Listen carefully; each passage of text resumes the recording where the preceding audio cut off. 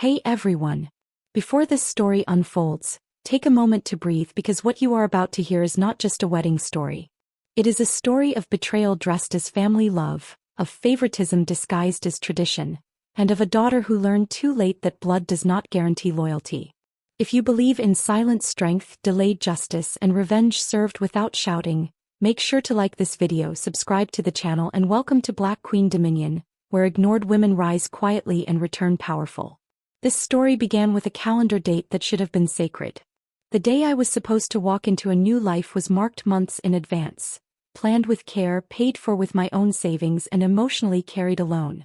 My wedding was never extravagant, but it was intentional. Every detail represented independence earned through years of being overlooked. I did not grow up as the favored child. I grew up as the reliable one, the quiet one, the one expected to understand, adjust, and sacrifice without applause. My parents had always been clear in their unspoken hierarchy. My younger sister was their celebration, their pride, their investment. Her birthdays were events. Her milestones were announcements. Her happiness was a family mission. Mine was a footnote, acknowledged only when convenient. Still, I believed that a wedding would be different. I believed that tradition, if nothing else, would place me first for one day. Weeks before my wedding, my sister announced her lavish birthday party. It was not a milestone year. It was not special by age or achievement. It was simply something she wanted, and therefore something my parents immediately committed to. They began discussing venues, outfits, guest lists, and expenses with excitement that I had not seen during my wedding preparations. Slowly, uncomfortably, the overlap became obvious. The party was scheduled for the exact same day. At first, I assumed it was an oversight. Then I noticed how calmly everyone spoke about it, how no one looked at me for confirmation or concern. My wedding date was already set. Deposits were paid. Invitations were sent. Yet the family calendar was suddenly flexible, and my event was not the priority. As the days passed, clarity replaced denial. My parents had chosen her party over my wedding. Not because of logistics. Not because of emergencies.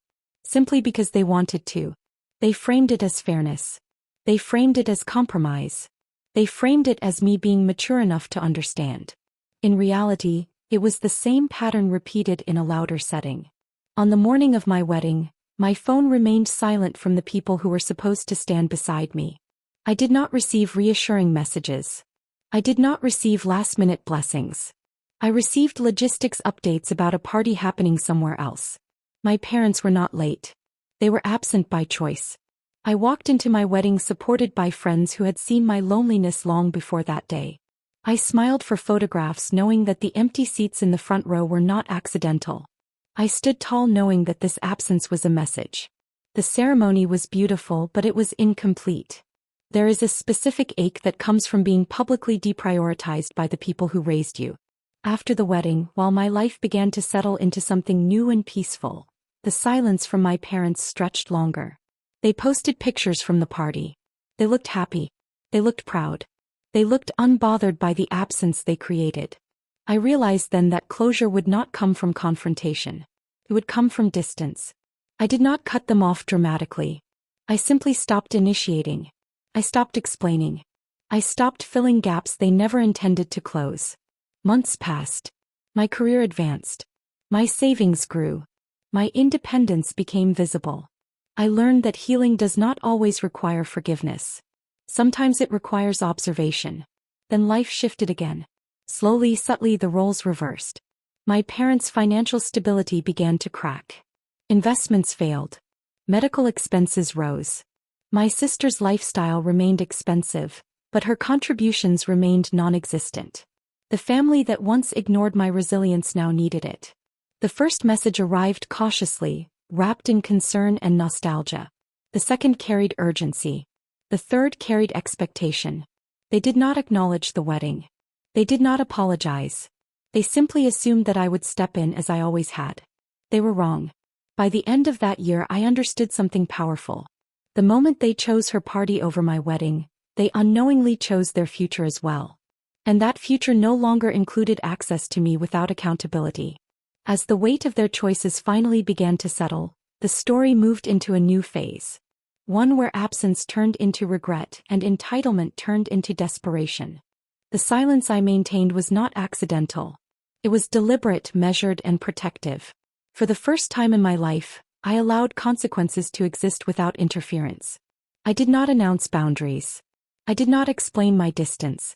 I simply lived within it, and in doing so, I learned how uncomfortable accountability can feel to those who have never faced it. Months after my wedding, financial instability became impossible for my parents to hide. Their carefully curated image of control began to erode. Properties that once symbolized security were quietly listed. Credit lines tightened. The same household that once dismissed my struggles now operated in quiet panic. Yet even then no apology came. No acknowledgement surfaced. Only need. Their messages grew more direct. What started as concern transformed into expectation. They spoke as though access to my resources was a natural extension of parenthood. They assumed my success was communal property. They assumed my silence meant readiness. What they did not understand was that silence had changed me. I had spent years preparing for independence without realizing it. I paid my own tuition. I covered my own emergencies. I planned my own wedding. I built my savings without assistance or applause. I had learned discipline through neglect, resilience through disappointment, and clarity through pain. When they finally looked toward me, they were looking at someone they no longer controlled. Meanwhile, my sister remained untouched by responsibility. She continued spending without contribution, living without consequence, protected by the same parents now reaching out to me. The imbalance that once hurt me now threatened them. I observed everything without commentary. I watched how urgency replaced authority. I noticed how respect replaced entitlement only when desperation entered the room. Still, there was no mention of my wedding. No acknowledgement of the day they chose celebration elsewhere while I stood alone. Then came the request that changed everything. It was not framed as a loan. It was framed as obligation. Medical expenses, failing investments, and mounting debt were presented as family emergencies that required immediate support. The amount was significant. Enough to disrupt my stability. Enough to test my resolve. For the first time, I allowed myself to remember everything clearly. The missed moments. The empty seat. The photos without them. The laughter elsewhere while I walked forward alone. I realized that forgiveness without accountability would not heal me. It would erase me. I did not respond immediately. I did not rush to rescue. I took time. I reviewed documents. I evaluated risk. I treated the request not as a daughter but as a decision maker. That shift alone terrified them more than any refusal could have. In the background, extended family began reaching out. Concerns spread selectively. Stories were told incompletely. I was painted as distant, successful, and therefore obligated. No one asked why distance existed. No one questioned the origin of the silence. They only noticed its inconvenience. I remained unmoved. Power does not always announce itself. Sometimes it simply withholds. The pressure intensified. Subtle guilt turned into implied blame. Sacrifice was mentioned. Parenthood was emphasized. Yet still my wedding remained unspoken, as though ignoring it would erase its impact. That was when I understood the full truth. They did not regret choosing her party. They regretted losing access to me.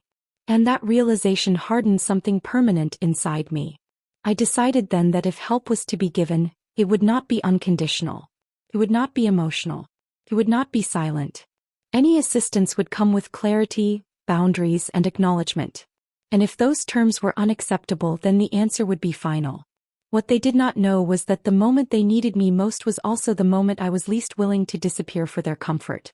As desperation sharpened, they prepared to come in person, believing proximity would soften me. Believing familiarity would restore control. Believing the past still worked in their favor. They were about to learn that absence changes people. By the time they decided to come in person, the power dynamic had already shifted beyond repair. Distance had done what years of emotional neglect could not. It had given me perspective. It had stripped familiarity of its influence. It had transformed obligation into choice. I knew they were coming before they arrived. The messages changed tone.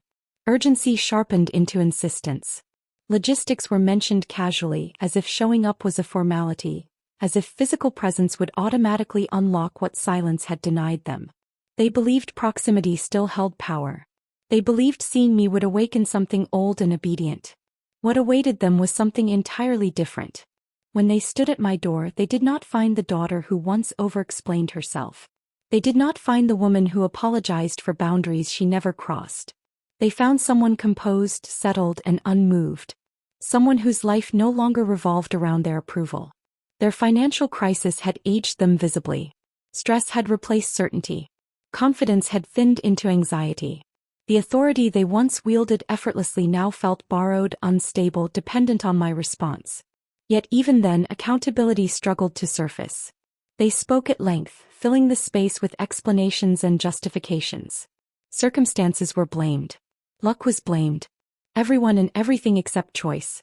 Their words circled around need without landing on responsibility. They described their losses in detail, their fears openly, their expectations indirectly. Still, my wedding remained invisible in their narrative.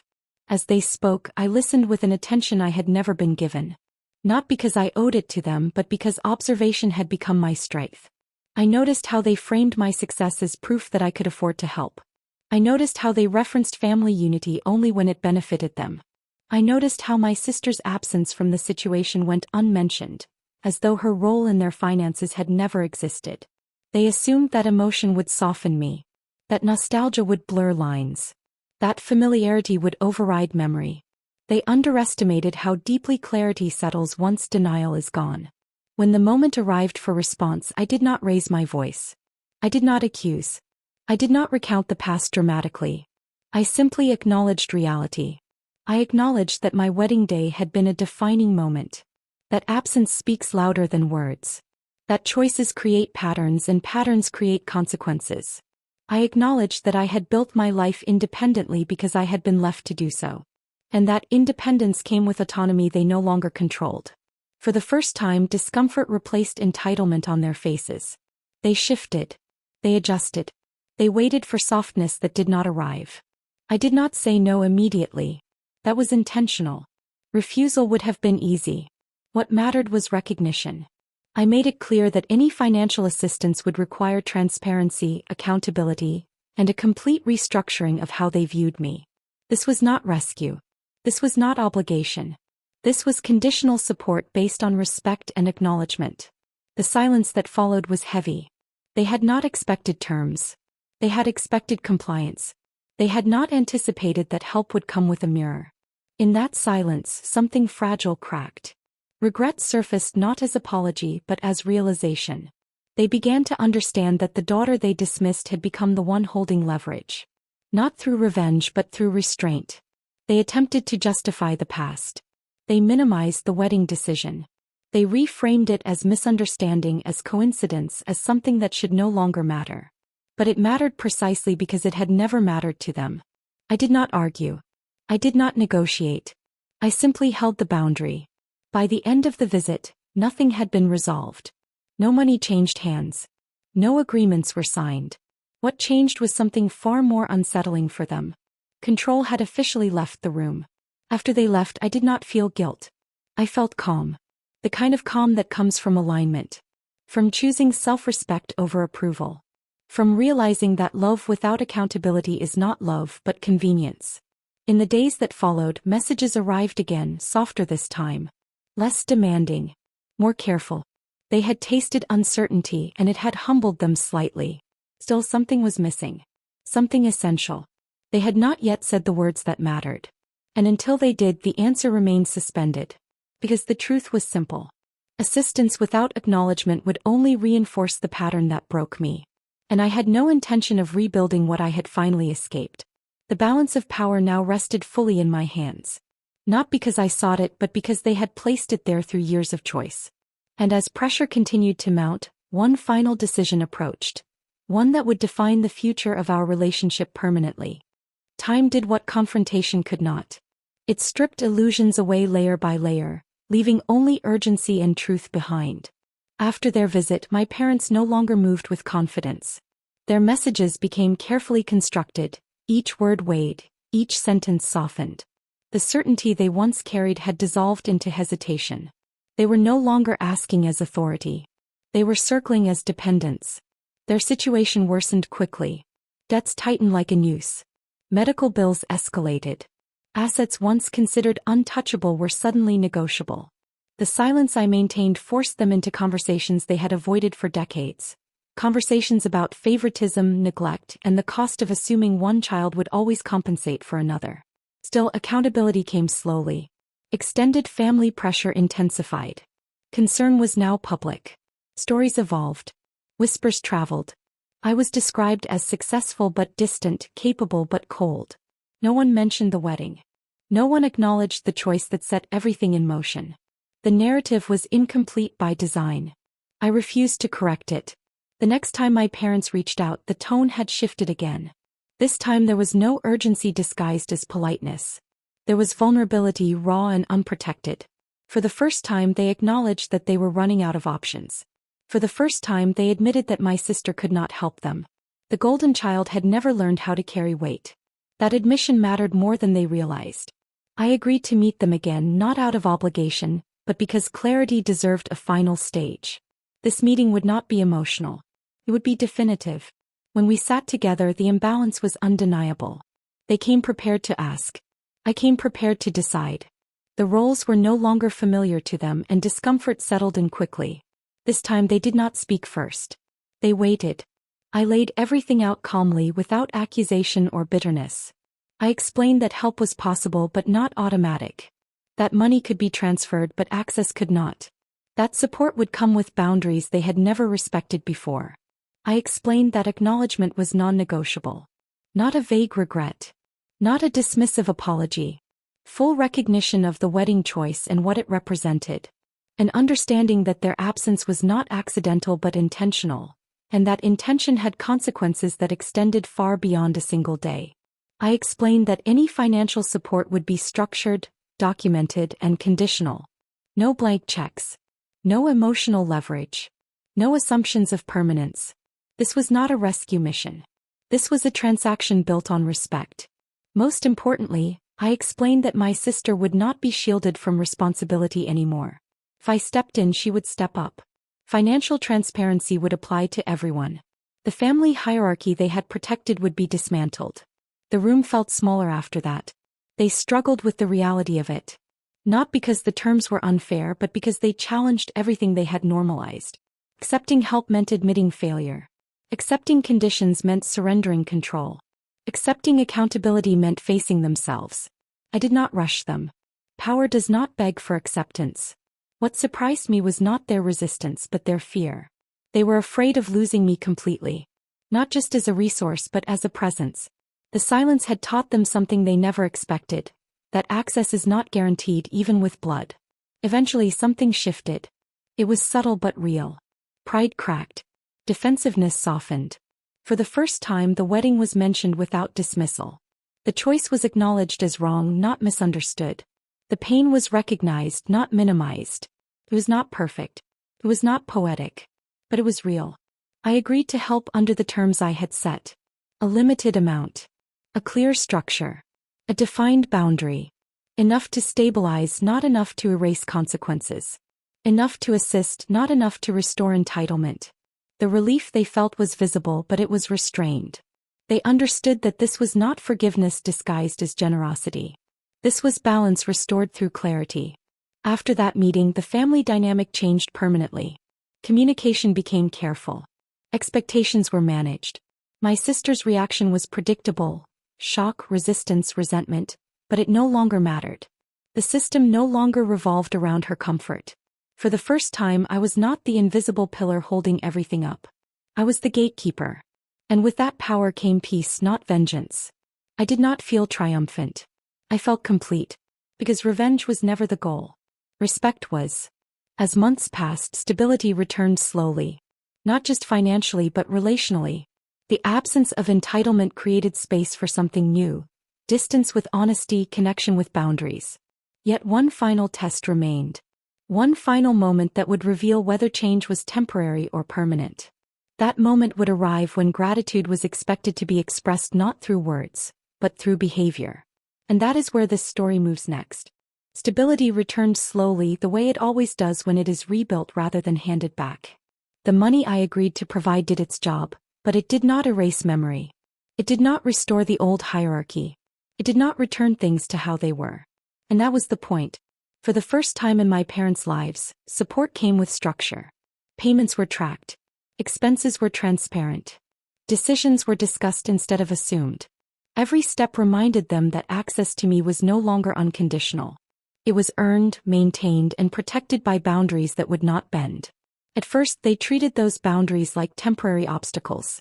They behaved carefully, politely, as though patience alone would eventually return things to their former state. But time has a way of revealing intention. As weeks turned into months, they began to understand something fundamental. This was not a phase. This was a permanent shift. The biggest change was not financial. It was behavioral. They stopped speaking for me in family spaces. They stopped volunteering my help on my behalf. They stopped assuming my availability. For years, my silence had been interpreted as consent. Now my presence demanded respect. Extended family noticed the difference. The whispers faded when there was nothing left to manipulate. The incomplete stories lost their power when outcomes spoke louder than narratives. I did not defend myself. I did not explain. I simply remained consistent. Consistency is a language people understand eventually. My sister struggled the most. For the first time, expectations landed on her shoulders. Contributions were required. Accountability was unavoidable. The comfort she had lived in all her life began to feel unfamiliar and unfair to her. She reacted with resentment, with withdrawal, with denial.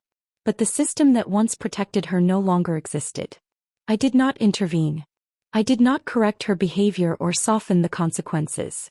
I let reality do what favoritism never allowed it to do. What surprised me was my parents' response. Instead of defending her reflexively, they hesitated. They questioned. They recalibrated. Slowly, imperfectly, they began to see the damage they had caused by shielding one child at the expense of another. It was not redemption.